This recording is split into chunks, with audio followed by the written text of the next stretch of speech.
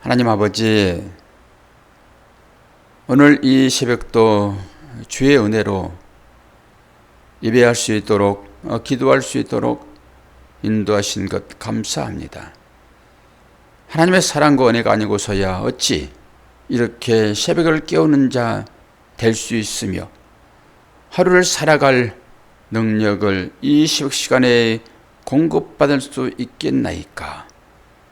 오늘도 우리를 사랑하시는 하나님 앞에 나왔사오니 하늘의 신령한 은혜로 풍성케 우리의 마음을 채우시고 그 사랑으로 오늘 하루를 살아갈 수 있도록 은혜 허락하여 주옵소서.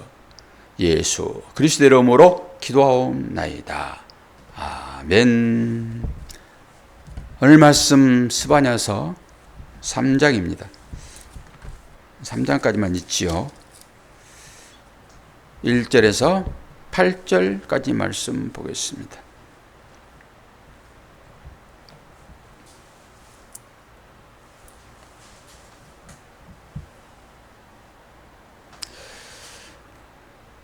패역하고 더러운 곳 포악한 그 성읍이 화 있을진저 그가 명령을 듣지 아니하며 교훈을 받지 아니하며 여호와를 의뢰하지 아니하며 자기 하나님에게 가까이 나아가지 아니하였도다.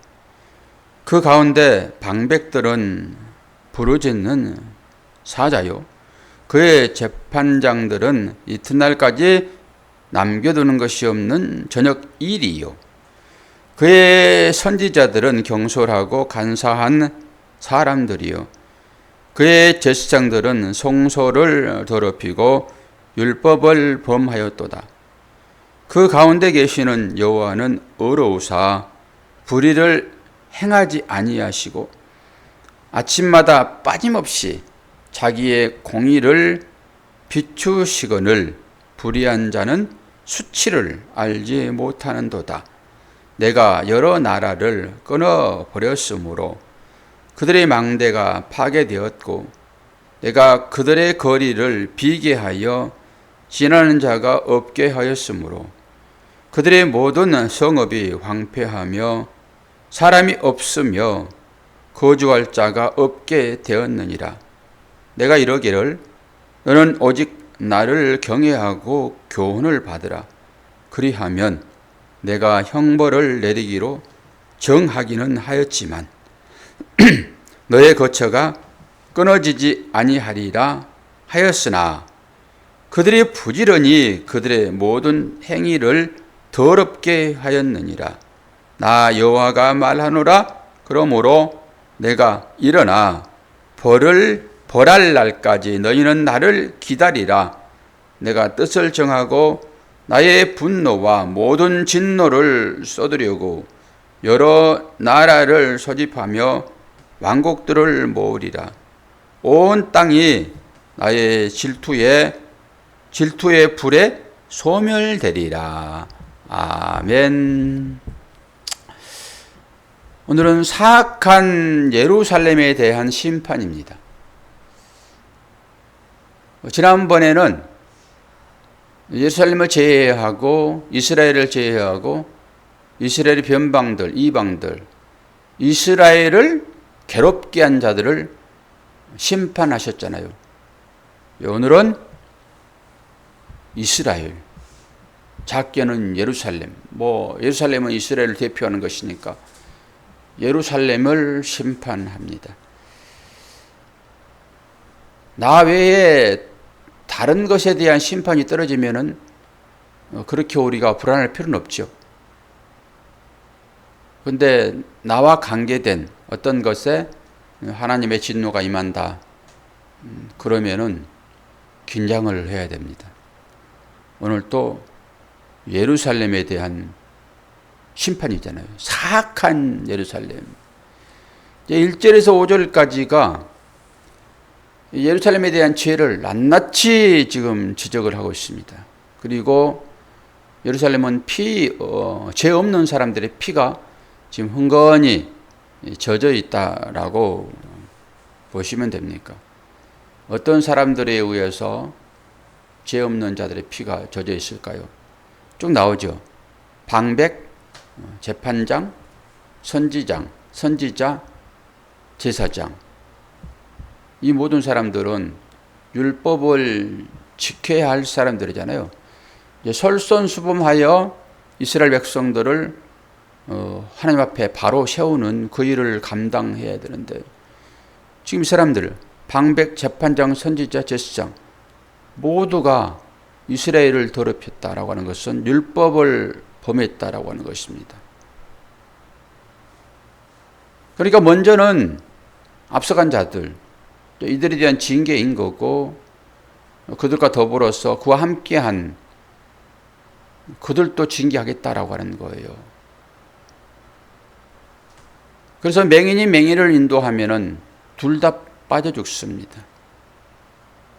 앞에 간 자들이 어떤 길을 걸어갔느냐에 따라서 이제 달라지는 거지요.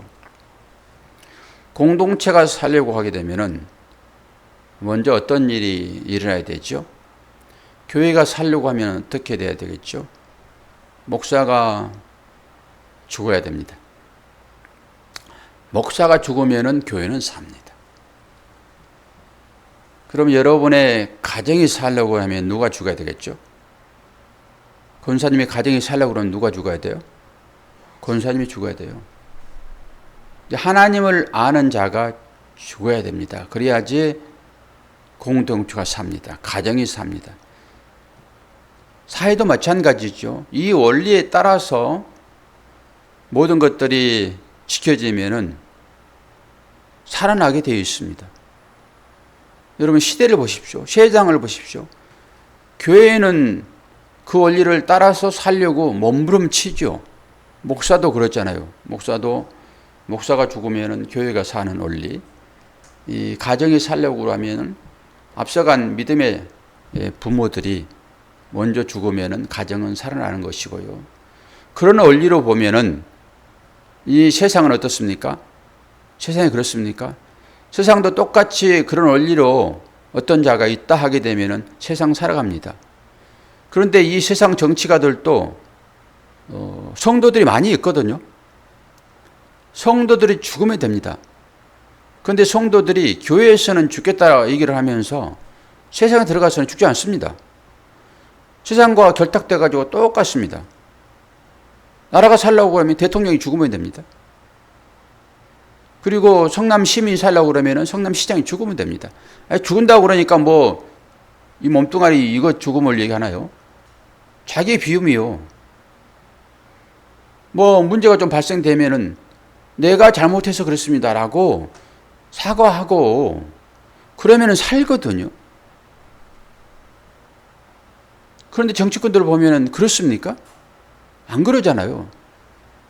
그러니까 나라가 망하는 거예요. 그래서 전부 내 책임으로 돌리면 됩니다. 그런데 내 책임으로 돌립니까? 내 책임은 없고 일단은 제일 말단부터 죄를 묻잖아요. 세상은 그런 것입니다. 이것을 세상 지혜라고 얘기를 해요. 그러니까 세상 지혜, 반대 지혜가 교회의 지혜이고 하나님 나라의 지혜인 거예요. 그래서 십자가에 달린 하나님의 지혜예요. 그건 뭐예요? 예수님처럼의 삶이 지혜라니까요. 이 지혜를 세상 사람들은 모르는 것입니다. 이 지혜로 우리도 살아야 돼요. 그러면 삽니다. 이게 구원인 것이잖아요. 이건 어려운 얘기가 아니거든요. 쉬운 얘기인데도 불구하고 내가 그것을 할 수 없기 때문에 어렵게 느껴지는 따름인 거예요. 이거 뭐가 어렵습니까? 내가 죽으면 상대가 사는 것 너무 맞는 거죠. 이게 십자가에서 일어난 거고요. 근데 우리도 그 삶을 따라서 살면 됩니다. 그냥 단순하게 생각해 버리면 되는 거예요. 여러 가지 생각을 하니까 힘들어지는 거죠. 말씀에 순종한다라고 하는 것은요, 십자가 지는 것입니다. 결론은. 이 방백들, 이 재판장들, 선지자들, 제사장들, 이들 모두가 율법을 범했다고요. 율법은 사랑이잖아요. 그래서 이스라엘이 심판을 받는 거예요. 왜요? 앞서간 자들 때문에요. 그들이 하는 그대로 그들은 따랐을 거잖아요. 아멘 했을 거잖아요. 왜? 좋으니까요. 자기의 만족을 채워주는 것으로 리더가 이끌었어요. 십자가의 길, 골고다의 길, 그 길을 같이 걸어갑시다 라고 앞서가면은 마지 못해서라도 따라갑니다. 그 길을. 성도들은. 목자가 이끄는 대로 양이 따라가잖아요. 그런데 인간의 본성은 뭐죠? 하나님을 떠나고 싶은 것이 인간의 본성이라니까요. 이게 죄인 거고요. 그래서 죄인이라고 얘기를 합니다. 하나님을 믿지 않는 것이 죄잖아요.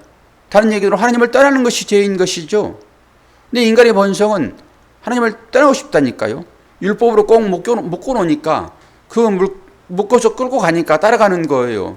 그런데 그 길이 생명의 길이죠. 따라갈 때는 힘들죠.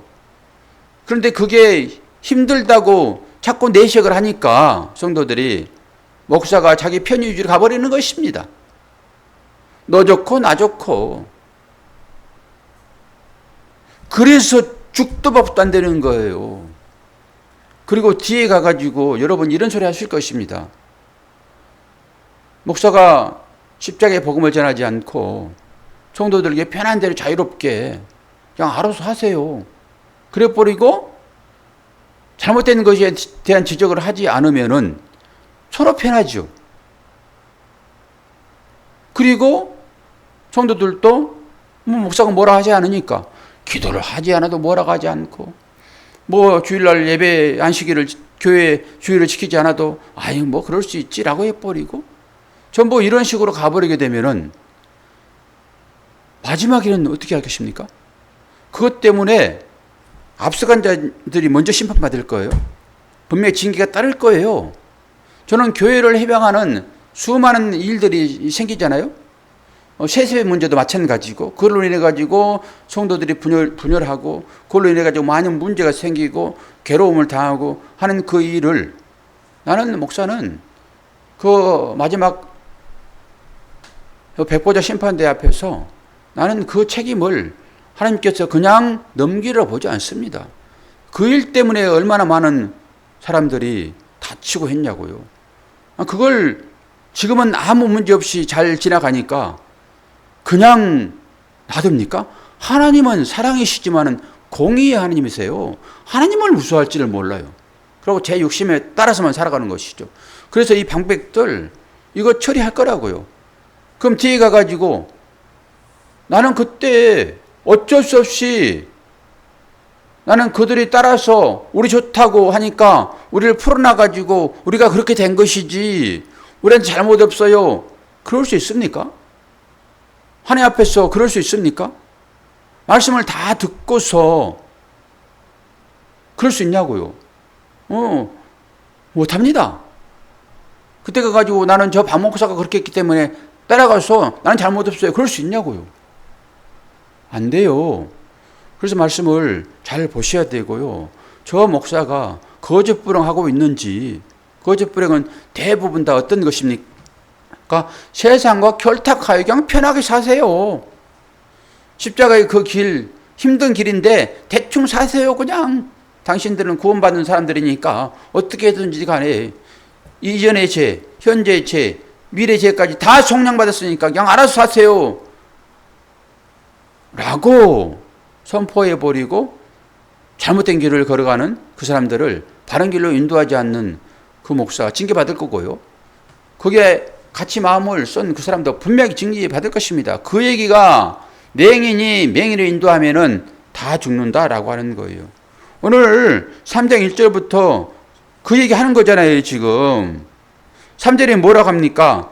방백들은 부르짖는 사자요. 재판장들은 이튿날까지 남겨두는 것이 없는 저녁 일이다. 이게 탐욕 아닙니까? 탐욕. 자기의 욕심만을 채우는 이 부르짖는 것이 뭐예요? 예배 드립시다 라고 부르짖을까요? 사자가? 공간을 회복하는 거예요. 그런 소리입니다, 이게. 그리고 선자들은 경솔하고 간사한 사람들이요. 제사장들은 성소를 더럽히고 율법을 범하였다라고 얘기를 하잖아요. 우리가 이 설교를 통해 가지고 아니면은 여러분 질문 한번 해볼게요. 하나님을 어떤 식으로 압니까? 하나님 마음을 어떻게 해야지 아냐고요. 이게 너무 중요한 사실이잖아요. 하나님의 마음을 알려고 그러면은 하나님을 구해야 돼요. 하나님은 영이시잖아요. 그러니까 영이신 하나님을 구해야 돼요. 그래야 하나님의 마음을 아는 거잖아요. 우리 관계가 어떻게 이어지기도 하고 어떻게 틀어지기도 합니까? 마음 때문인 것이죠. 저 사람이 어떤 마음을 가지고 있는가. 정상회의도 그러잖아요. 서로 살피잖아요. 이 사람이 어떤 마음을 가지고 있지? 이 사람의 본심이 무엇이지? 이거에 따라서 세계가 뒤집어지기도 하고 화평에 이르기도 합니다. 권력이 있는 한 사람이 마음을 잘못 쓰면요, 전쟁이 일어납니다. 히틀러처럼 이런 사악한 자들이 일하게 되면 세계가 고통받는다니까요. 그래서 니들은 그렇게 중요한 거예요. 대통령 한 사람이 바른 생각하지 않으면 거기에 딸린 그 백성들이 얼마나 고난을 당하는지 아십니까? 왜 그렇습니까? 권력이 주이기 때문에요. 그래요. 그 권력은 누가 임했습니까? 내가 임한 거거든요. 내 대신 좀 잘해줘 라고 임한 거거든요. 그러니까 그것이 끝날 때까지는 아무 말 못해요. 정말로 한 사람이 얼마나 중요한지요. 교회도 한 사람 때문에 교회가 부흥하기도 하고요. 한 사람 때문에 교회가 깨지기도 합니다.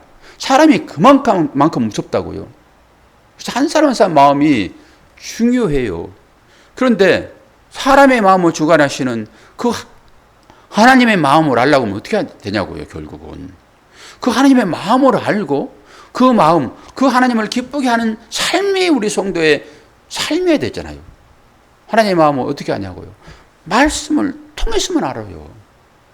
기도하면은 하나님 말씀이 전해집니까? 느껴지냐고요. 물론 지혜를 주시기도 하지요. 근데 직접적으로 하나님 마음을 알려고 그러면은 말씀을 보고서 뭐 해야 됩니까? 여러분이 말씀을 왜 보지요? 하나님의 마음으로 알기에 말씀 보는 거예요. 그분의 마음이 어떤가? 근데 말씀을 보면서도 하나님 마음으로 알려고 하지 아니하고 이 말씀이 나에게 나의 위로를 받고, 물론 좋은 일이에요, 그거는. 하나님 말씀을 통해 가지고 내가 위로받고 내가 어려운 것들이 채워지고 나의 문제가 해결되고 그게 나쁜 게 아니잖아요. 당연히 부모는 자녀가 잘 되는 거 좋아하시니까. 그런데 더 깊은 것은 그 부모의 마음, 그 하나님의 마음을 어떻게 아냐라고 하는 거예요. 그러니까 오늘 말씀을 가지고도 하나님의 마음을 아셔야 되잖아요. 하나님의 마음을. 그래서 5절을 보면요. 그 가운데 계시는 여호와는 어려우시다. 불의를 행하지 아니하시고 아침마다 빠짐없이 자기의 공의를 비추시거늘 불의한 자는 수치를 알지 못한다. 위의 말씀을 지금 밑에 말씀을 통해 가지고 비춰보는 거잖아요. 위에 이 방백들 지시장들이 재판장들이 어떻게 했냐고요. 그러면서 하나님께서 그 얘기 하시는 거예요. 지금 하나님은 여호와는 의로우시며 불의를 행하지 아니하신다. 아침마다 목회로 아침마다 이 새벽에 그런 거 아닙니까? 목회로 아침마다 새벽마다 뭐 한다고요? 빠짐없이 자기의 공의를 비춘다라고 하는 거예요. 이건 사랑의 반대편에 있는 것입니다. 잘못한 사람들의 그 잘못을 드러내는 것으로 공의의 거울을 비추는 거예요. 그들에게. 너희들의 잘못을 지금 알아야지. 그런데 하나님은 의롭대요. 하나님은 자비롭대요. 그러면서도 불구하고 그 자비로움을 이루기 위하여 또 다른 하나님의 성품인 공의의 거울을 그들에게 비춰대는 거예요. 그러면은 자기의 모습이 그 거울에 비춰야 되잖아요. 여러분도 마찬가지죠. 그러면서 내가 지금 당하고 있는 이 상태, 내가 어떤 것을 입고 있는지, 내 얼굴에 뭐가 묻어 있는지, 내가 말하는 그 행위가 어떤 것인지 하나님의 공의의 거울에 비춰보면은 다 드러나잖아요. 그럼 활짝 놀라가지고 때로는 뭐 하나님의 말씀에 따라서 행동했다 하게 되면은 의로움의 옷이 입혀졌겠지요. 그러면 기뻐할 것이고 그 공의의 거울에 비춰가지고 내 잘못이 드러날 때 놀래가지고 회개로 나와야 되잖아요. 그런데 지금 어떤 거예요, 이 사람들은? 불의한 자는 자기가 하는 그 행위, 그 백성을 괴롭히고 하는 그 행위를 모른대요, 수치를. 그 공의의 거울에 비춰봤는데도. 그리고 6절을 보면은 이제 하나님 마음이 여기 또 다시 한번 느껴지죠. 내가 여러 나라를 끊어버렸으므로 그들의 망대가 파괴되었고 내가 그들의 거리를 비게 하여 지나가는 자가 없게 하였으므로 그들의 모든 성읍이 황폐하며 사람이 없으며 거주할 자가 없게 되었느니라. 어디서 많이 들어본 소리 아니에요, 사모님? 이 소리? 어디서 들어보셨어요, 권사님? 아니, 이사야서가 그 선자로 파견될 때 이사야에게 했던 얘기 아닙니까? 내가 네 입을 깨끗하게 하고 네 입에 내 말을 줬다. 너는 이제 나를 대신하여 선지자로서의 사명을 감당하라. 그리고 나서 말해도 듣지 못하고 말해도 깨닫지 못하고 언제까지 그렇게 됩니까? 그랬더니 하나님께서 이 얘기 했잖아요. 이 얘기를. 그 얘기가 지금 여기에 시행되는 거잖아요, 지금. 이사야서를 통해 가지고 이스라엘 백성들이 바벨론으로 팔려가는 것을 예언했잖아요. 그리고 하박국을 통해서라도 그 얘기 또 했고 다시 한번 스바냐 마지막 장을 통해 가지고 그 얘기를 또 하는 거예요, 지금. 그리고 이제 오늘 망대라고 했잖아요. 망대. 여기에 이 망대는 6절에 망대는 파괴되었고 그러잖아요. 망대는 이제 그 벽에 붙은 어떤 루 이게 망대잖아요. 망대를 통해 가지고 적들이 오는지 안 오는지 이걸 이제 파수꾼들이 하는 그 행위기도 하지만은 여기서 나오는 이 망대가 파괴되었다라고 할 때는 이스라엘 백성들에게 하는 얘기인데 이 망대는 기초석입니다. 이스라엘 백성들을 향하여 하나님의 심판이 일어날 때는 이 망대, 이 단어를 기초석으로 본다니까요. 이 기초석이 파괴되었다. 이거에 시작이 넘어오게 되면은 건축자들이 버린 모퉁이 돌이에요. 기본적으로 이 모퉁이 돌, 이 기초석, 이것이 너희들과 연하여 집이 지어지는데 이게 파괴됐으므로 너희들이 근거를 잃어버린 자 되었다라고 하는 의미가 여기에 지금 실려 있습니다. 이스라엘 백성들이요. 결국 지금 팔려갈 거잖아요. 아침마다 하나님은 우리에게 찾아오셔가지고요. 이 말씀의 거울을 우리에게 비추시며 하나님의 마음을 전하고 있습니다. 그리고 우리는 이 말씀의 거울에 이 공의라고 하는 하나님 말씀, 그 말씀의 거울에 우리의 빛을 보면서 아버지의 마음이 어떤가 라고 하는 것을 생각을 해 보아야 할 것입니다. 그리고 8절을 보면은 나 여호와가 말하노라. 그러므로 내가 일어나 벌할 때까지 너희는 나를 기다리라. 내가 뜻을 정하고 나의 분노와 모든 진노를 쏟으려고 여러 나라를 소집하여 왕국들을 모으리라. 온 땅이 나의 질투의 불에 소멸되리라. 하나님의 진노가 이스라엘 백성들에게 지금 심판으로 떨어지는 이 모습을 보는데요. 저는 여기에서 역설을 다시 한번 봅니다. 이 7절 말씀은 이사야에게 주어지는 말씀이었잖아요. 이사야에게. 그러면 이스라엘 백성들에게 이 일이 필연적으로 일어날 것이다라고 하는 것입니다. 하나님의 말씀은 거짓이 없으므로 이 말씀은 필연적으로 있게 될 거예요.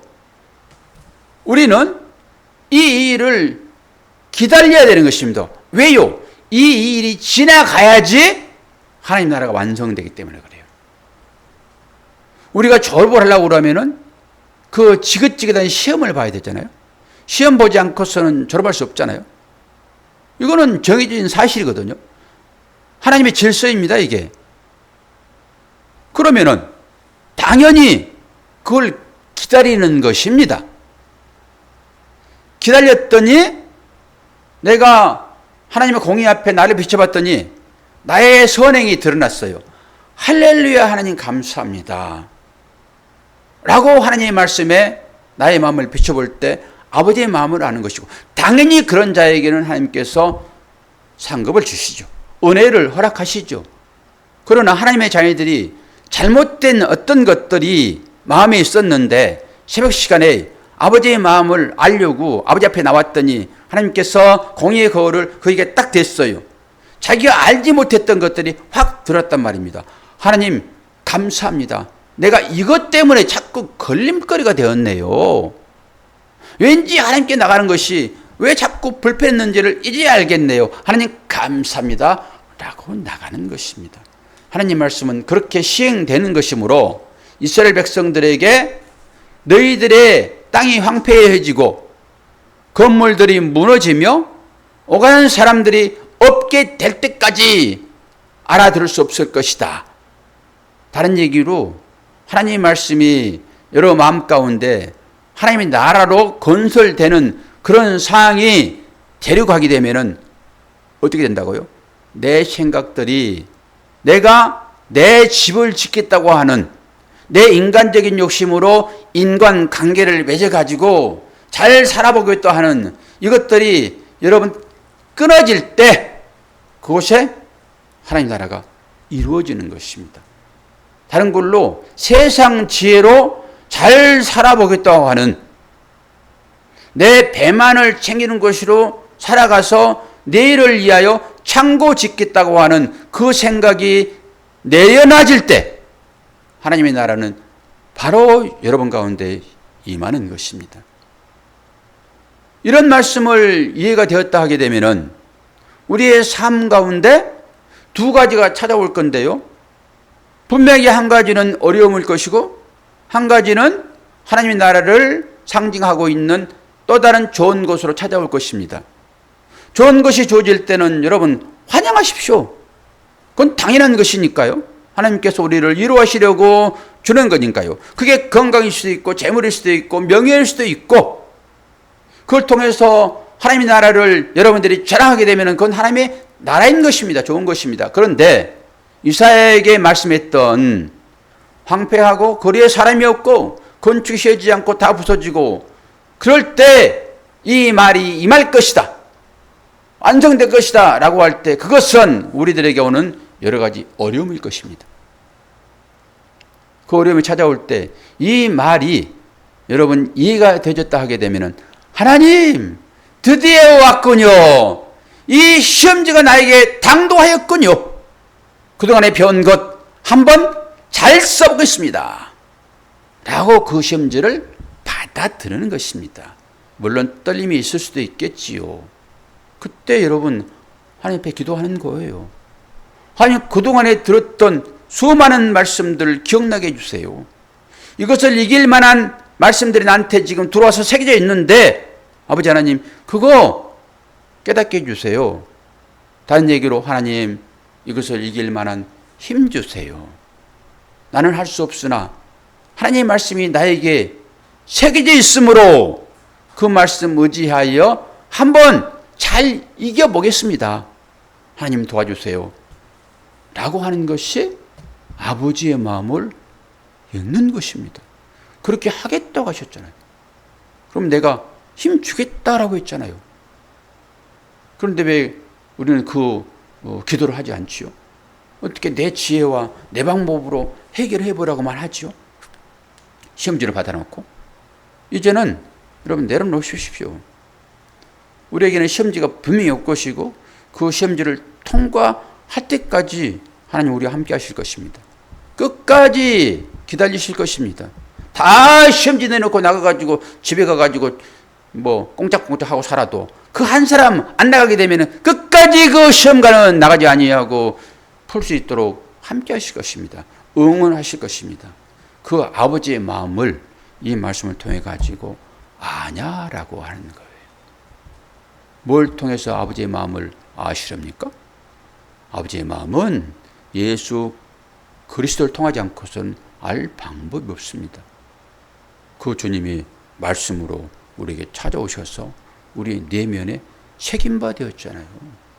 그 말씀을 꺼내셔서 시험지 잘 풀어서 하나님의 사랑받는, 하나님의 마음이 읽혀지는 복된 하나님 자녀 되는, 새벽을 깨우는 용사들 되기를 바랍니다. 오늘 또 삶의 현장에서 그 주님의 마음을 알고 또 그 사랑을 다른 사람들에게 전할 수 있는 여러분 되기를 축원합니다. 기도하겠습니다. 아버지 하나님, 오늘 스바냐 선자를 통하여서 이스라엘 백성들을 심판하시는 그 아버지의 마음, 자녀가 잘못될 때 그 자녀를 향하여 해초리 드는 그 아버지의 마음을 알기를 원합니다. 어린아이들은 아픈 것만을 생각하지 않겠나이까? 성인된 우리들 이제 아버지의 마음, 어머니의 마음 깨달아 하는 복된 성숙한 자녀들 되기를 원합니다. 우리의 삶이 얼마나 힘듭니까? 이것이 우리의 믿음을 시험하는 것으로 받아들일 때 하나님은 이 시험 너끈히 통과할 수 있도록 힘주실 것을 믿습니다. 시험 중에 있는 모든 사랑하는 당신의 자녀들을 긍휼히 여기시고 언제까지라도 자리 비우지 아니하고 함께 하시는 그 아버지의 마음을 이 시험 치는 동안 깨달아 할 수 있도록 은혜 허락하여 주시옵소서. 그래서 그 힘 가지고 오늘 또 하루를 살아낼 수 있도록 힘 주시옵소서. 예수 그리스도의 이름으로 기도하옵나이다. 아멘.